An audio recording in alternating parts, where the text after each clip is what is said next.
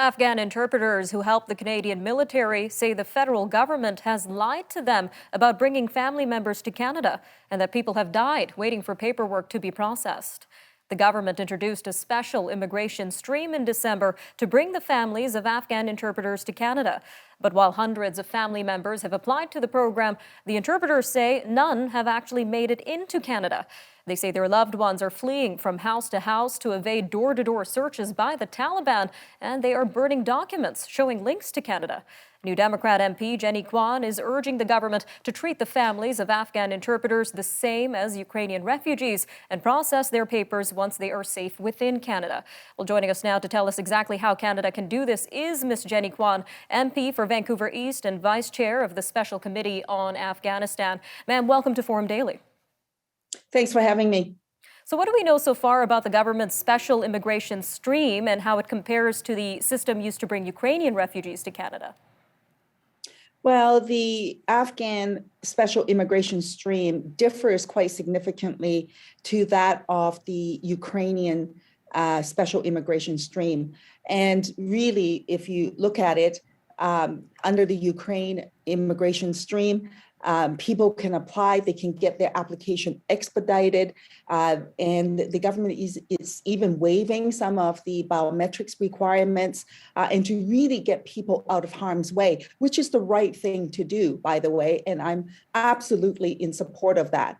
However, what is happening, though, with the Afghan community is that they're made to go through all kinds of hoops and is much more difficult for them to get through the process. With the special immigration stream, they're required to get their biometrics, their application, in a lot of cases is just submitted and you're just sitting there waiting for approval. There are lots of different requirements within the streams, and if you don't fall under certain categories, you can't even apply. And so consequently, a lot of Afghans are really just stuck and being persecuted by the Taliban, fearing for their lives and in grave risks. And we mentioned some Afghan interpreters are saying their families have not come through the special immigration stream. So just how many Afghan families were brought to Canada through the system? Well, the government said that they would extend a special immigration stream for interpreters' extended family members.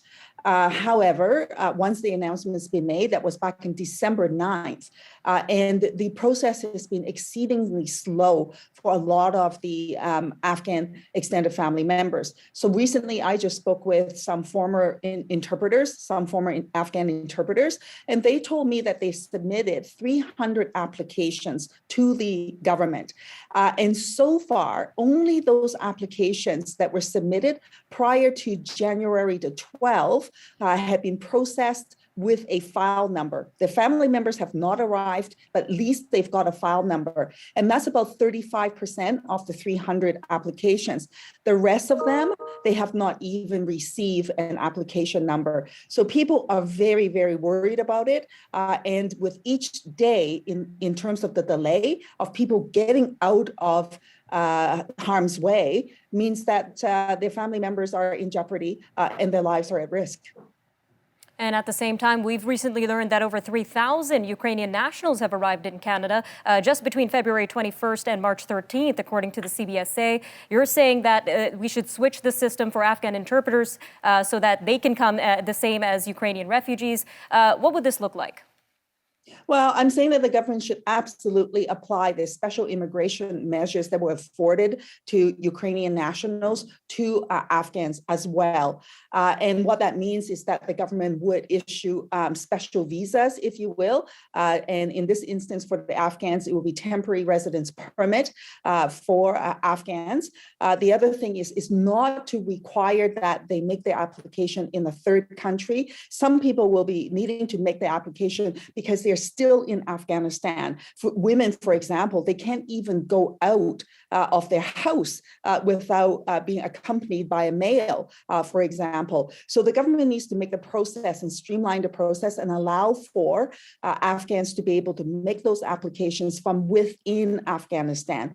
They need to waive the requirement for UNHCR refugee determination. For a lot of the Afghans, The government requires that they have a UNHCR refugee determination. This is impossible because the UNHCR offices are not operating in Afghanistan or in the neighboring countries. So by requiring that, it just means that nobody can get through.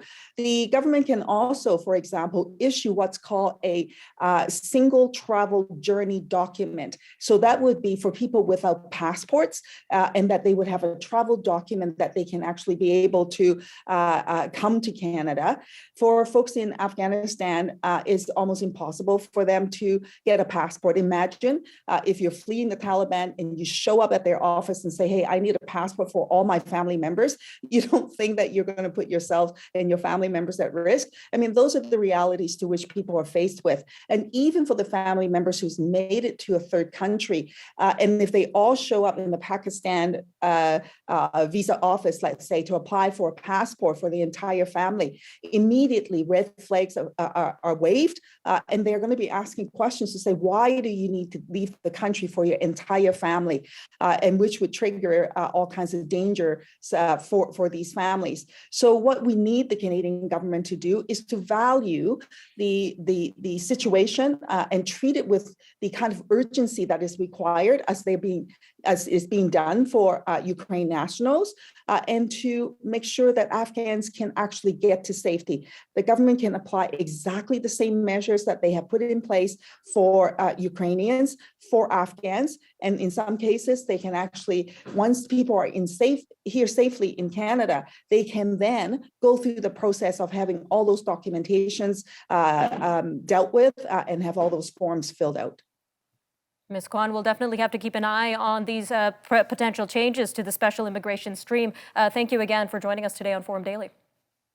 Thanks for having me. We'll be right back.